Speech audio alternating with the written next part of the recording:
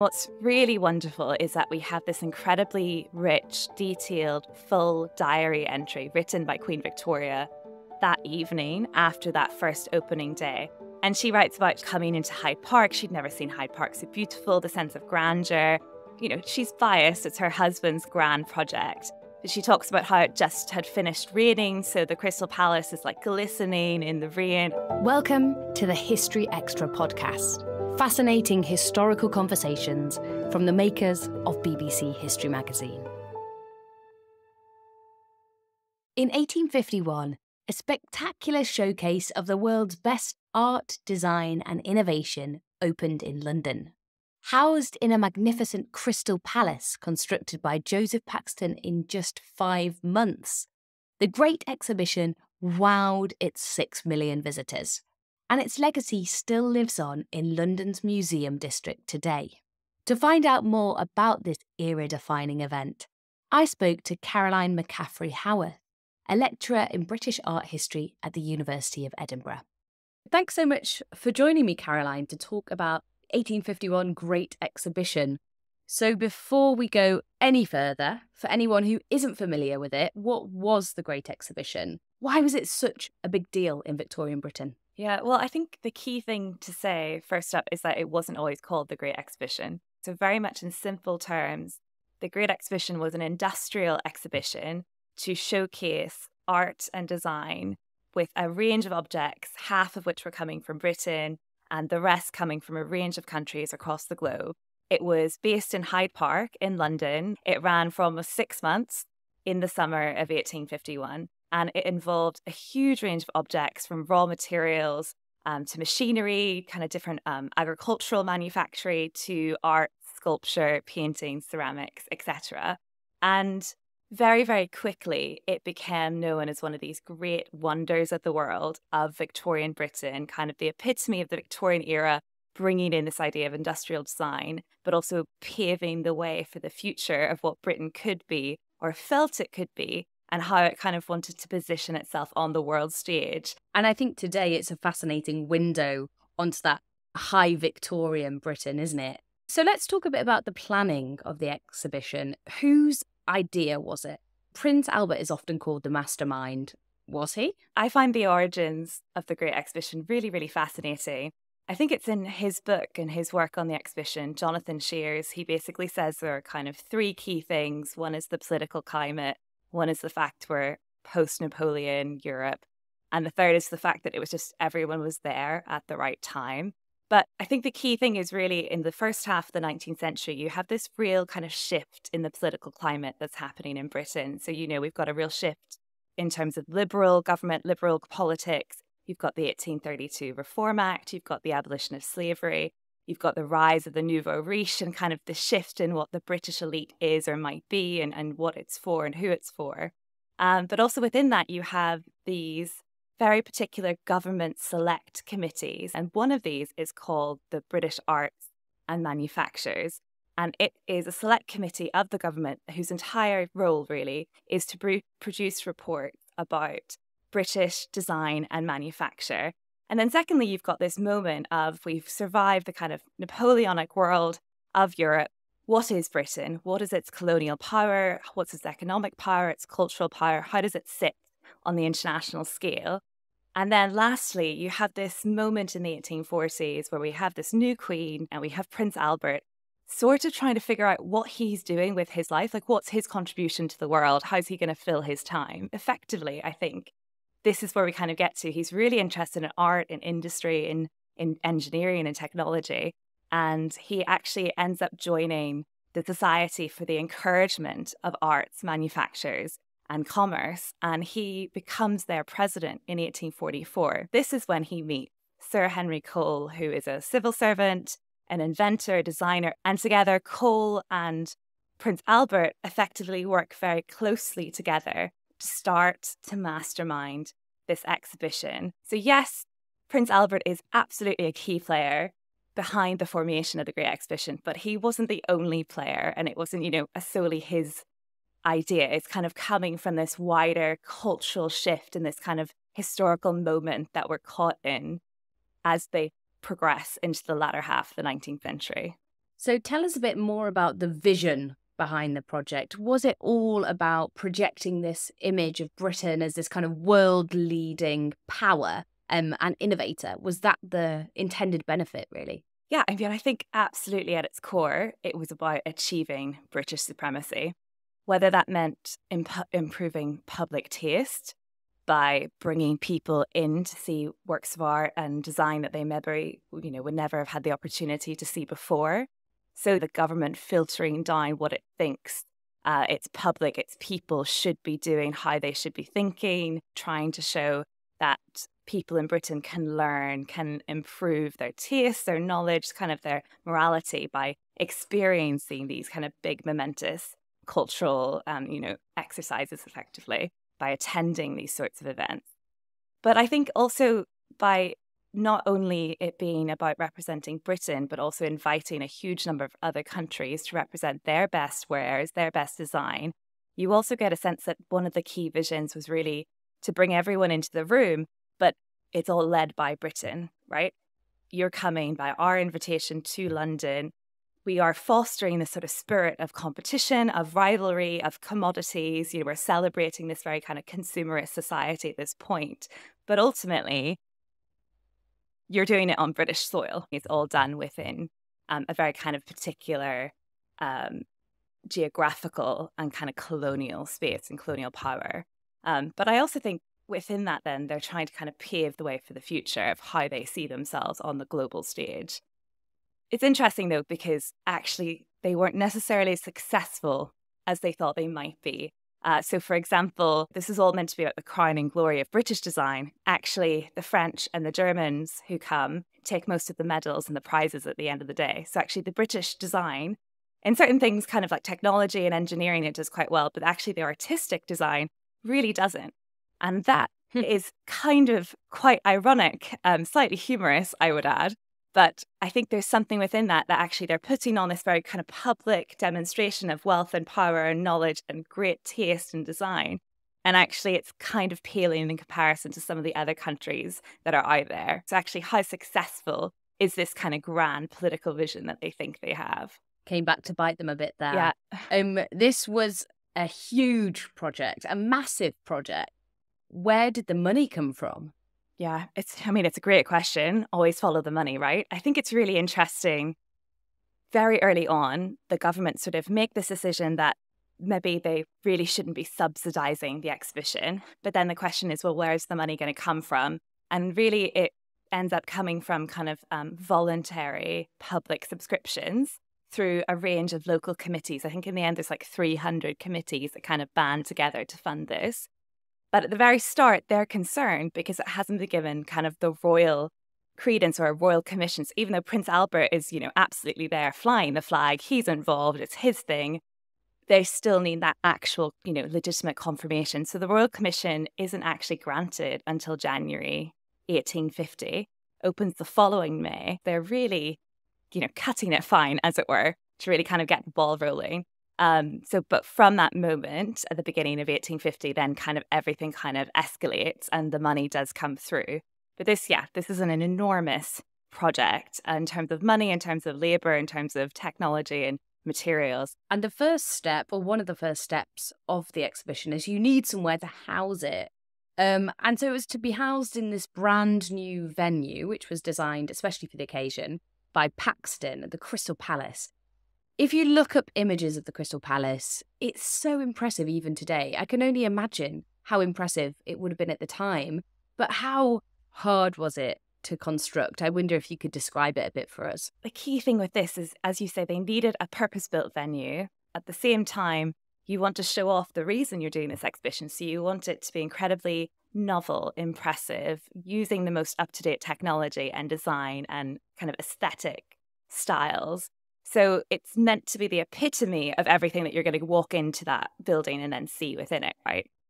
So what's really interesting is, as you say, Joseph Paxton designs it. It becomes known, now as the Crystal Palace. That's the name that's given to it whilst it's open. But what's really interesting is that Paxton was not the first person who was meant to be designing it. And actually, in the end, I think he had less than a week to create the designs.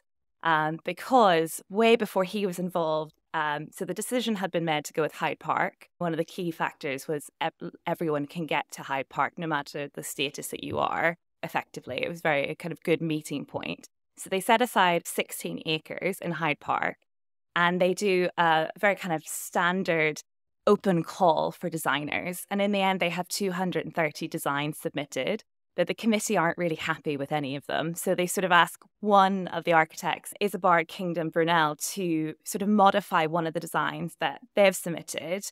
So it was going to be originally a kind of very long kind of brick building with a large dome on top of it. But in the end, it was very, very difficult. They were struggling to figure out how they could actually construct it within the time frame. It was going to be, an ephemeral structure. It wasn't meant to last forever. So all these sort of like practical kind of considerations. And this is kind of where Paxton jumps into the story because of the social networks of this time. So he's a designer. He is an architect, an inventor, but he's also a gardener. And he has been creating various glass houses, including some really large glass house structures for the Duke of Devonshire at Chatsworth. And at this point, Devonshire is chatting with all the people in the committee and all kind of, gets by word of mouth down to Paxton that they don't have a designer and they don't have a design. So they basically have gone back to the drawing board. In walks Paxton and he goes, here's an alternative design. And it's basically, he sort of sketches out this idea of a much larger glass house, greenhouse, which is an iron framed building with a glass exterior. And this all happens within a matter of days that he gets the go ahead. So to actually then create what becomes known as this quintessentially British Crystal Palace for the exhibition, it is like a technical engineering feat. It requires 300,000 panes of glass, hundreds and hundreds of workers. I think by the end, they have over 2,000 men working on the site, something like 24 miles of guttering. The end building is over 530 meters long. It's 124 meters wide. It's incredibly tall. It's something like 33 meters tall. So they even put trees inside it and a huge fountain, as well as all the exhibitions, all the displays. So it becomes this kind of crowning glory of the exhibition. And they have, sort of 9 months with all of this kind of getting done. But the actual construction of the Crystal Palace takes 5 months. So they are working at top breakneck speed to get this done, to get this to be as good as it can be, as safe as it can be. And also showing off what Britain does really well, which was glass production.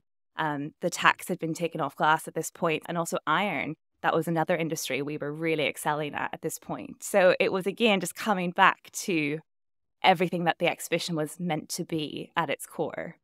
I mean, it's mind-blowing, isn't it? Can you imagine today something of this scale being designed in a week and built in 5 months? Absolutely incredible. Yeah. And I'm sure it would have been amazing for anybody who went along. So let's talk now about the exhibition and when it opened. So what can you tell us about the grand opening? Yeah, so it opened officially on the 1st of May, 1851. And they had 25,000 season ticket holders who were kind of in the main body of the Great Exhibition for the opening. But actually, we have recordings of figures of about 500,000. So in terms of the crowds gathering outside and in and around Hyde Park, we're talking huge numbers. The whole kind of opening is presided over, of course, by Prince Albert, the Select Committee, but also Queen Victoria, the royal family, and the Archbishop of Canterbury. And what's really wonderful is that we have this incredibly rich, detailed, full diary entry written by Queen Victoria that evening after that first opening day. And she writes about, coming into Hyde Park. She'd never seen Hyde Park so beautiful, the sense of grandeur. She's biased. It's her husband's kind of, grand project. But she talks about how it just had finished raining. So the Crystal Palace is like glistening in the rain. How British, right? But she also mentions that it's all covered in like all of these different flags that are flying to represent every nation. So you do get this real sense that she's aware of just how much of a kind of political or diplomatic collaboration that this is at this point. And then when she actually gets into the building for the ceremony, she writes about how she's completely overwhelmed. And I might just read something from her diary because I think it's really quite interesting. So she says, There was tremendous cheering, the joy expressed in every face, the vastness of the building, with all its decorations and exhibits, the sound of the organ with 200 instruments and 600 voices, and my beloved husband, the creator of this great peace festival, inviting the industry and art of all nations of the earth. All this was indeed moving, a day to live forever. I just think it's really interesting that she captures this as a peace festival. I think festival is a really good word to kind of describe the spectacle of it or the grandeur of it. But also the fact that she's calling it a peace festival, it just comes back to its maybe overarching vision or agenda. And what's so interesting is Victoria, she returns like 30 or 40 times to see the exhibition and see all the displays. So she's actually really interested and they return together. And I think that, yeah, I love that kind of idea of it. But I think ultimately she is aware that this is all kind of underpinned by a larger government strategy of sorts. I love that idea of Victoria going back 30 plus times within 6 months. Yeah. So yeah, the exhibition was open for 6 months after that grand opening. You mentioned their huge figures for the grand opening, but Claire Richards on Facebook has said, I've heard some astonishing figures for how many people visited. But how many people do we know really went? Yeah. Can we say for the whole time that it was open? Yeah, so over 6 million people visited. It's actually interesting that they were recording this. The average daily attendance was just over 42,000. There was a sort of one day on the 7th of October that was kind of peak attendance where they registered just under 110,000 people on one day. So, that must have been absolutely so crushed, the huge crowds. And so basically it works out that I think roughly about 1/3 of the whole of the Great Britain population visited the Great Exhibition. So that is huge numbers. Huge numbers. And who were the people that were visiting? Do we know much about them? For example, what kind of social classes they were from? Was this only for the elite or could anybody go? Yeah, it's a really important question. So I think there are kind of two ways. Yes, it was for everyone. How did that actually work in practice is maybe a different kind of scenario. The very first few days to visit the exhibition were much more expensive. They were kind of the top ticket prices. And effectively, the prices of the tickets went down the longer the exhibition was on. But what was quite clever, and I think a very kind of forward way of thinking about it, is that they created a season ticket system. And so the season ticket system was men, it cost £3, 3 shillings, and women, it cost £2, 2 shillings. So again, actually quite interesting. You have a sort of gender divide in the pricing there. But that, I think, sums up the fact that they knew or they anticipated that because it was so huge, people would want to return again and again over the 6 months. And so with that type of ticket, you could do that. The other thing that they started to do when it had been established and several weeks in, they start having certain days that are cheaper than others. So Monday, Tuesday, Wednesday, Thursday were the cheapest days, costing 1 shilling. Friday was twice that cost. Saturday was more expensive still, right? So you kind of have, depending on what day you're going, that's potentially going to attract a certain type of audience. But what's really interesting is that to kind of dig into, was this actually accessible for the ordinary working people? Because first of all, you're suggesting that, okay, maybe people within London can get there, but how else are people from across England, Scotland, Wales actually travelling there? Because that was one of the kind of key aims here. They wanted to really encourage the working classes to come, to learn, to see, but also did they, feel welcome in this space? Did they know how to behave in this space? How would that have actually worked in practice? And how could they actually afford to do it? And so what we do have some really interesting examples of are kind of key people at this point funding or sponsoring working classes to go to London to visit this exhibition. So for example, a really kind of key art collector and philanthropist that I work on at the moment a lot is Lady Charlotte Schreiber, who in 1851 was married to a Welsh industrialist. She was Lady Charlotte Guest at this point. Her husband, John Guest, ran this huge iron company in Merthyr in Wales. And she really believed in kind of the cultural power of visiting exhibitions and museums. And basically in July 1851, she organised a working men's group to bring over 100 workers from this kind of middle of nowhere in Wales all the way up to London for this one day. She brought them to the British Museum and she brought them to the Great Exhibition.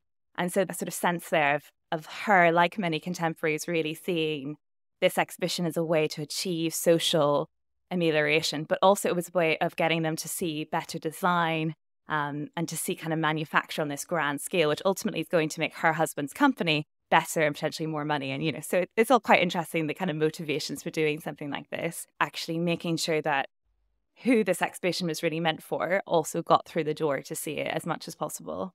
If we take those workers in Wales as an example, they come all this way, they land in Hyde Park, see this incredible structure. Can you take us inside with them? What might they have seen? What they might they have encountered? What would the atmosphere have been like? I mean, it must have just been overwhelming, right? I mean, I think even just getting into Hyde Park and then, the Crystal Palace is sort of towering on London's skyline for, the months that and during this exhibition. So you would kind of see it from afar. So even just that kind of walking through Hyde Park, that kind of anticipation, and then getting in, I mean, it must have been incredibly crowded first and foremost, right? So from kind of day one, there was this option to purchase a very kind of small catalogue description of the exhibitions, but which only cost 1 shilling. So it was meant to be accessible for many people. But that was just like the list of exhibits, so not a huge amount of detail. But maybe you would go in, you'd buy a copy so that at least you could kind of maneuver yourself around. There were floor plans. But I think you would have been overwhelmed by the size, by the scale, just by the different colours, by the fact that there are trees, I mean, inside this glass building. But I think you could kind of move through, Sheffield plate to Staffordshire ceramics to kind of seeing objects from different countries. One of the kind of key things that you saw in one of the main avenues as you kind of entered through was this amazing bronze sculpture group by a German artist called August Kiss. That was a sculpture group of an Amazonian warrior fighting a tiger. So you have this quite like visceral sculpture in this space, but then beside it you have, glistening fountains and pottery and kind of everything else. So I think that in itself would be particularly overwhelming, just the kind of the variety to choose from as well. And we have amazing accounts of people who actually visited the exhibition and talk about, it's being the most dazzling sight, glistening, spectacle, Crystal Palace. These words come from the press, but they also come from contemporaries coming there as well. So that kind of feeds into it. Although not everyone likes it. It's worth saying there are some criticisms coming from people like John Ruskin, calls it a huge, kind of greenhouse. William Morris famously doesn't approve. Charles Dickens is delighted when it leaves because London's suddenly calm and quiet again. Again, this idea of, I think, how it's been recorded in history is that, it's this incredibly, almost like a utopia moment, but actually not everyone was as happy with it as it might appear initially. When we're looking at the range of stuff that was there, Martin on X has asked how many countries were represented and what kind of exhibitions were they bringing? So we have over 25 different countries represented. So you have over 100,000 exhibitions and I think 14,000 exhibitors, 25 countries. All of the objects have been chosen, or the exhibitors have been chosen by various committees. So it was kind of a special invitation to come. And then because they were chosen, they all had the opportunity to win and kind of receive very particular prizes and medals.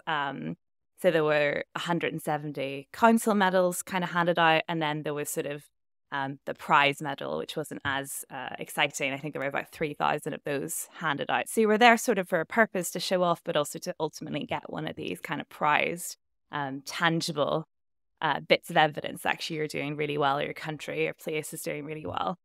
But the reality is, even though the exhibition was meant to showcase kind of the work of all nations, there was an obvious hierarchy. And you've got a sort of situation where actually half were allocated to Britain. That was on one side and the western side of the space. So basically the whole exhibition was kind of divided in two. So you had kind of Britain and its sort of colonial powers on one side in the west, and then you had everyone else, the foreign contributors, on the other side.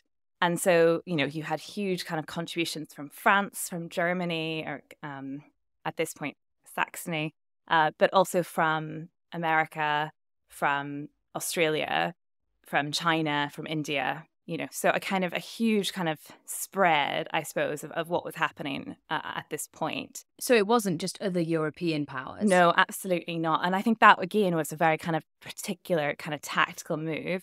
And also, some countries only sent a few items. The Chinese section, for example, was sort of criticized at the time, not being very good. And then other countries weren't represented at all. So you kind of have, a real range of what you might see. So you would kind of see the things you might expect, like porcelain paintings, furniture, but you were also seeing elephant tusks from Africa, wool from Tibet, gold from California, iron ore from Wales. So the mix of materials, I think, was also really striking, and where they're actually kind of coming from at this point. And everything's categorized because it's Victorian Britain. And it's kind of this moment of this birth of museums when we're trying to classify objects. So you have a 30-point tier system of all objects having to fit into this 30 category. So it moves from things like raw materials to metals to sculpture, these different categories that everything it kind of exists within.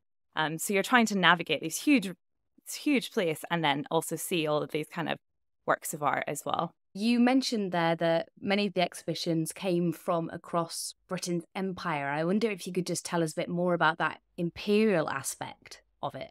Yeah, I mean, there were kind of lots of different objects which kind of showed off, I guess, the expansive nature of the British Empire at this point. So there were huge displays of tropical plants, for example, kind of emphasizing the imperial power. But I think the other key point really was India. There was a huge focus on India, almost sort of disproportionately in comparison to some of the other nations. They were given a really kind of large space of the exhibition. It was very opulently furnished, and actually it was probably more about the aesthetic achievement of what India was doing at this point rather than the technical achievements, which again is a very particular point that's being made by the committee who are organising this. And there's sort of this idea that Britain is showing off the kind of Indian pavilions as sort of their own kind of crowning jewel.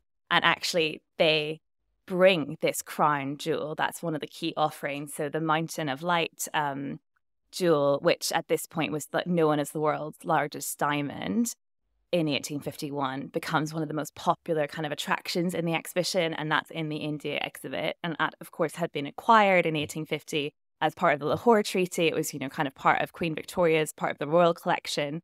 But so that's kind of one thing that they're doing.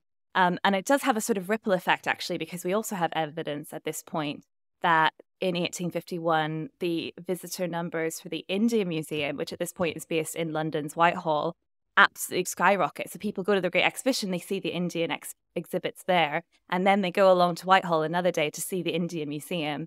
And so there is this kind of ripple effect of people trying to find out more about the nations that they are being shown the work and the art and the design from. But again, it's all kind of rooted back in the British imperial colonial power structures that exist within that as well. As you've mentioned, a lot of the exhibits focused on innovation and technology.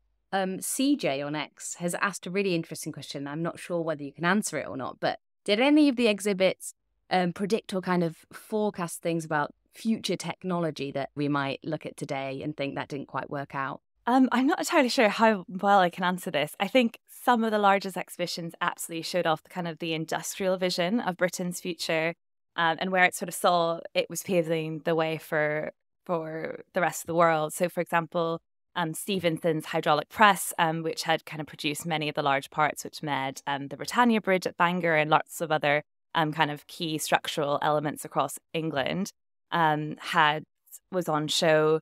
They had on show a printing press that could produce something like 5,000 copies of a newspaper in one single hour. So they were showing things that they were proud of. There was lots of equipment dedicated to photography, for example, again, something Britain was kind of leading the way in. So yes, I think they were showing things like that kind of moved towards what would come in the future. But at the same time, they weren't just thinking about the future. So, for example, one of the most amazing or kind of eye-catching exhibits was the medieval court, which had been designed by A.W.N. Pugin. And that was, showing off contemporary design, but very much done in a very old kind of Gothic style with furniture and sculpture and silver, and designed by Pugin to kind of create this sense of opulence as well. at this point and kind of take visitors back almost in time to learn about how, the ancient world had worked.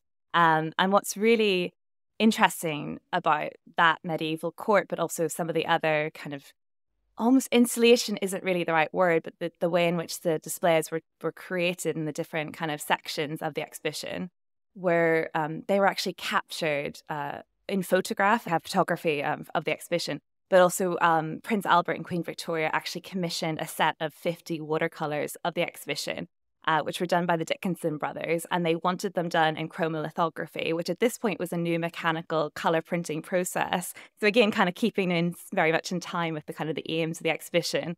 And one of the images of the medieval court, you just get the sense of the opulence of the colour, of the aesthetic, of everything, kind of from the altar candlesticks to the wallpaper to the textiles to the furniture. And that's just one small teeny part of this colossal exhibition. So yes, they're looking to the future, but they're also thinking what we have in the past that can inform great design and manufacture today as well. Now we've got a question from Rachel on Facebook, who clearly has her priorities right, because Rachel has asked, were there any refreshment stands and what kind of things would have been on offer? Yeah, I mean, Rachel, there's nothing better than a good museum cafe, so I'm absolutely with you there. So yes, there was actually a designated refreshment area, which is quite interesting to really think about. And there's some really nice watercolors that were done of that as well. And you can see people sat at lovely little tables with like cups of tea and lemonade and these colossal trees beside them, and kind of being at the background of the Crystal Palace, I think, because this was effectively meant to be a full day out, especially if you weren't able to afford a season ticket and maybe you got enough money just for one day to get a ticket. You wanted to spend as long as you could there, and you kind of needed to just to physically get from A to B within the building itself. So yes, refreshment is kind of a key part of that at that point as well. And were there other things on sale, like souvenirs and stuff? Yeah, absolutely. I find this fascinating. Loads of souvenirs. Quite a lot of them came afterwards, but there were lots that were sold during the exhibition by people, kind of hawkers in Hyde Park as people were leaving or entering the exhibition, but also within the exhibition itself. So things like coins and medals and tokens, but also fans, which is such a great idea, right? Because it's so overcrowded. All you want is a fan to like waft yourself from the heat.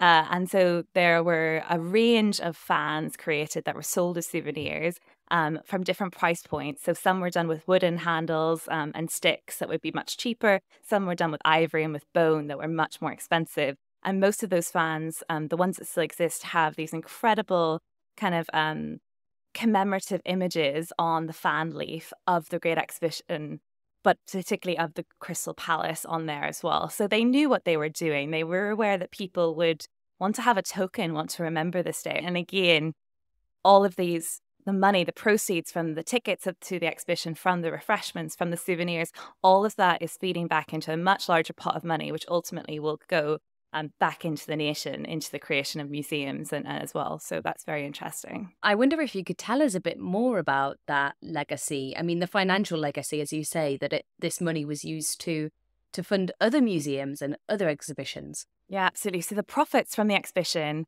end up funding three kind of key, still today, very key museums in London, in the area kind of south to the exhibition in South Kensington, which becomes known at the time as this sort of Albertopolis. So you have what is, first of all, the South Kensington Museum, then the Victoria and Albert Museum. You've got the Science Museum and you've got the Natural History Museum. And they are basically all founded using the surplus profit from the Great Exhibition, which roughly today's money probably equals something like 18-20 million. So huge profit, actually, when you really think about that. So you have this kind of lasting legacy. And I think that has a ripple effect as well, because it's not just within London those museums are created, then you have this kind of birth of regional museums coming out of this as well. So I think there's a real kind of legacy with that as well, but also a kind of a global legacy, because ultimately Britain has been, very showy, very jazz hands with the entire operation of the Great Exhibition. And the rest of the nations have done much better in lots of ways, but they weren't the ones to put this on. So suddenly you kind of get this kind of popping up of different world exhibitions that appear. So, for example, in 1855, Napoleon III creates the Second World Fair, effectively, in Paris. And, Victoria and Albert go and they spend time with Napoleon Eugenie there, and they kind of very much support it. You've got huge world exhibitions that pop up in Chicago and Philadelphia. There's more happening in London in 1862. You have the big international exhibition, which was meant to be like, oh, it's been a decade since the Great Exhibition. We're better now. Our design is better, we promise. And then you even have things like the larger lasting kind of effects in industry, on museums, on technological innovation. So something like the Eiffel Tower is built purely to be the entrance, the kind of grand entrance way to the Expo Universelle in Paris in 1889. So actually, the lasting legacy is decades and decades and decades really in the making, which I find fascinating. And if we look back on the exhibition today, do you think that it's a unique endeavour, or do you think it reflects a wider spirit of the age, of the Victorian age, one of optimism and innovation, really? It's a really good question. I feel like Britain had really kind of moved through the motions in the first half of the 19th century. And with something like the Great Exhibition, 1851, they're saying, right, we're setting up for everything that's going to come next. And this is how we develop the Victorian era. This is how we kind of move into this real moment and embrace Industrial Revolution and really think about what we're offering on a global scale.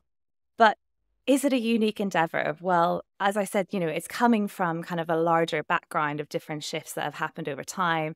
It is replicated quite quickly across Europe and further afield.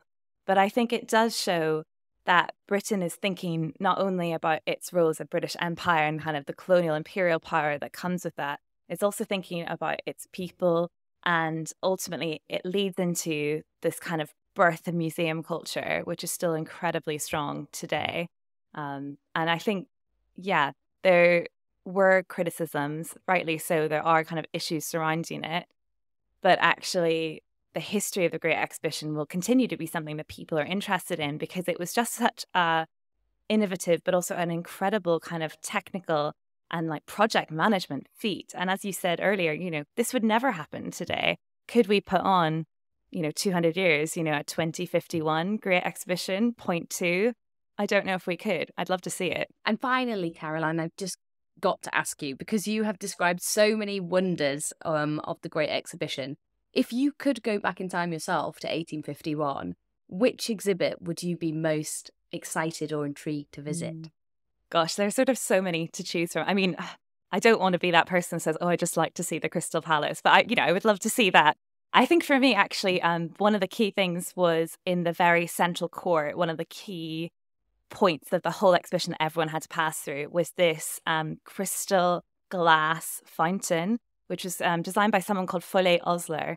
And it was just this incredible technical feat, really, really tall. It's the first ever glass fountain that had been created, something like 4 tons of pure crystal glass. It was incredibly light, delicate, really slender, but actually the whole thing was held up by iron bars. But because the way the glass was maneuvered, the bars almost became embedded in the glass. You can't actually see them. They were invisible. And I just think something like that with the water, and actually Queen Victoria talks about it being like magic, but the water and the kind of the magic of that, I think actually I would love to have stood there and seen that. And there's an amazing photograph of that that's now in the Royal Collection. And it looks stunning. And I'm like, oh, I can almost hear the water kind of trickling and the musicality of that. I'd love to see that, which is, I'm sure there's lots of other things I'd love to see as well. But that would probably be the one for me, just to get that sense of opulence.